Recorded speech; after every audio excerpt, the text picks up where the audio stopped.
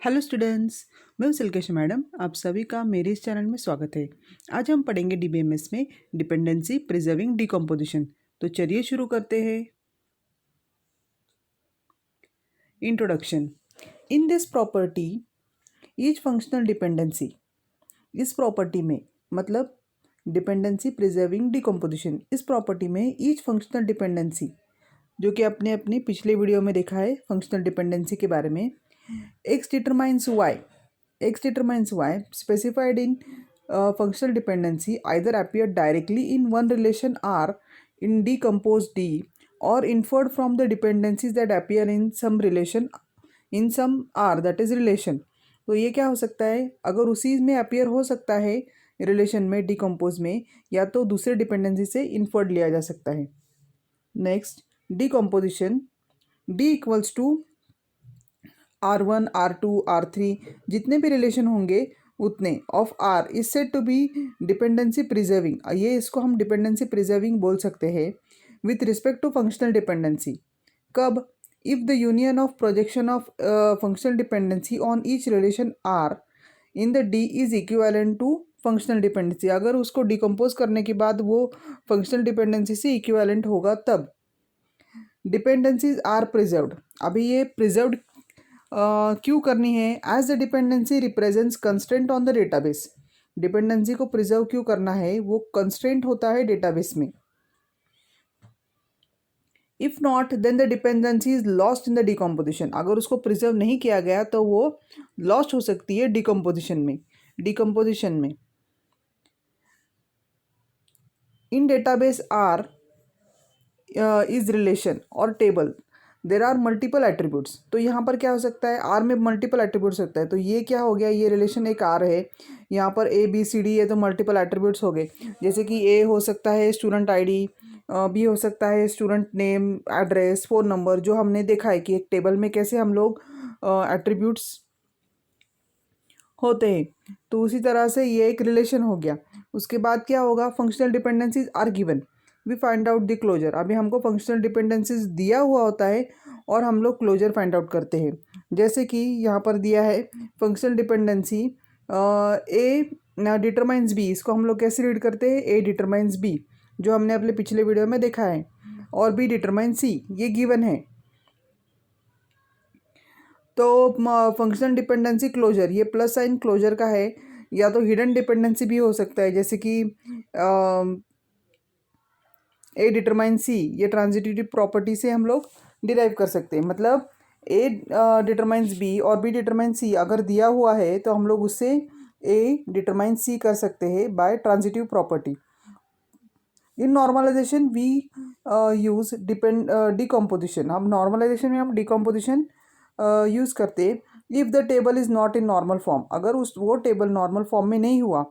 Normal forms का भी मेरा अलग वीडियो है जो आप देख सकते हैं, रेफ़र कर सकते हैं कि नॉर्मल फॉर्म्स में अगर नहीं है तो हमको डिकम्पोज करना है। It is decompose, that is it is breakup into the multiple parts. Decomposition मतलब क्या? हम लोग ब्रेक करते हैं। नॉर्मलाइजेशन के लिए आप लोग मेरा लेक्चर नंबर 44 रेफ़र कर सकते हैं, और फंक्शनल डिपेंडेंसी प्रॉपर्टी के लिए 48 नंबर रेफ़र कर सकते हैं। अभी यहाँ पर आप देख सकते हैं मैंने डायग्रामेटिकली रिप्रेजेंट किया है। तो यहाँ पर है आर रिलेशन, जो अभी हमने देखा है कि इसमें है ए बी सी डी। अगर हमारे साथ इतने सारे एट्रीब्यूट्स होंगे तो ये हो गए अपने एट्रीब्यूट्स। तो हम उस रिलेशन को, ये इस आर रिलेशन को हम लोग ब्रेक करेंगे R1 और R2 रिलेशन में। ओके, तो यहाँ पर दिया है are relation R1 union R2, और इसकी फिर इस अगर वो ब्रेक हो गया तो क्या हो जाएगा? उसकी फंक्शनल डिपेंडेंसी भी ब्रेक हो जाएंगी। जहाँ की है फंक्शनल डिपेंडेंसी 1 और फंक्शनल डिपेंडेंसी 2। मतलब कुछ फंक्शनल डिपेंडेंसी यहाँ आ जाएगी, फ्यू डिपेंडेंसीज हियर। कुछ फंक्शनल डिपेंडेंसी FD1 में आ जाएंगी, कुछ फंक्शनल डिपेंडेंसी FD2 में आ जाएंगी, और आखिर में क्या होगा? FD1 union FD2 equals to FD closure.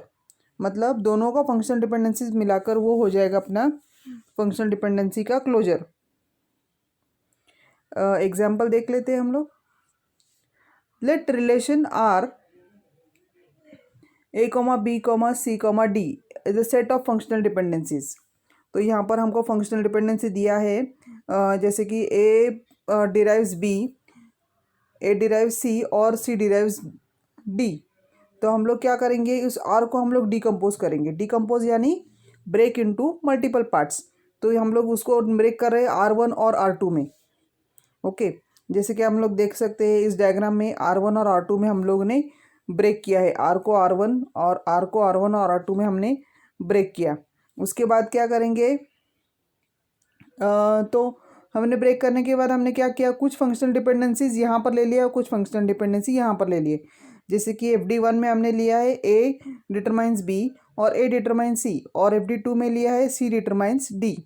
अगर हम इसका FD dash equals to FD1 union FD2 जो कि हमने देखा है, तो इसमें हम लोग क्या करेंगे, इसका यानी A determines B, A determines C और C डिटरमाइंस D, ये सब हमको मिल गया और यही हमारा गिवन था। A determines B, A determines C और C डिटरमाइंस D, तो ये हमें मिल गया।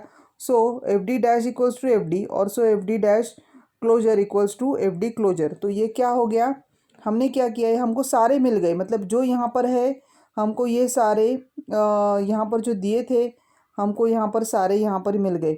इसका मतलब ये हुआ कि डिकम्पोजिशन इज़ डिपेंडेंसी प्रिजर्विंग, मतलब हमने सारे डिपेंडेंसी जो है वो प्रिजर्व कर ली है, कोई भी लॉस्ट नहीं हुए हैं।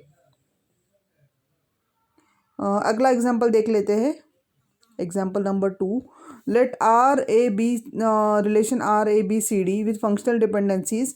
अभी यहाँ पर डिपेंडेंसी अलग दी हुई है, आप देख सकते हैं। A determines B, B determines C, C determines D, D determines B। तो R को हम डिकम्पोज करेंगे। पहला स्टेप हमारा है कि R को डिकम्पोज करना है अलग अलग पार्ट्स में, तो हमने ये पार्ट्स कर लिया है R1, R2 और R3। तो ये हो गया AB, BC और BD। तो एक के लिए हमने अगर उसको डिपेंडेंसीज लिया है तो A डिटरमाइंस A और B डिटरमाइंस B, तो ये क्या हो गया, ये हमारे ट्राइवल डिपेंडेंसीज हो गई है, या ट्रिवियल बोलते हैं, ट्रिवियल डिपेंडेंसीज।